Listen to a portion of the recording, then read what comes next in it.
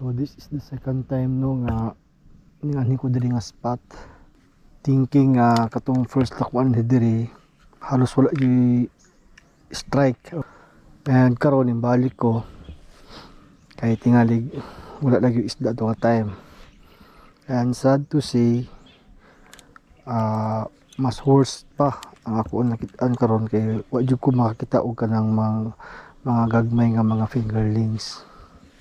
Kani mangod na spot nindot ka siya okay straight ba, tapos mura siya kanang parehag setting sa mga anglers from Indonesia or Malaysia nga dapli na sa kalsada na ay waterway, ay kanal, nagakasting na sila dito.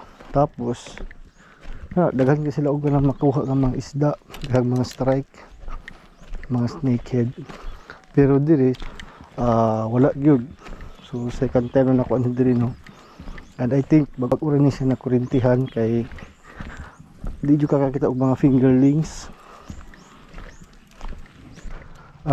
Dili kakakita og mga isda nga in a variety of sizes. So katong first time na akong anhi diri napatoy mga fingerlings, pero halos pare-pareha gyud ang mga isda nga makita nimo. Karon wala jud kay makita ang fingerlings no sa daplin. So bag-ura gyud siguro ni siya na kurintihan. So inana gyud ang hitabo no sa isa ka tubig kung ginakurintihan. Laban na kung ginaschedulean gyud siya og kuryente.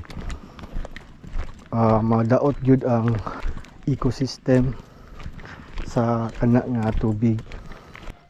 Sayang lang no kay nindot unta ang spot.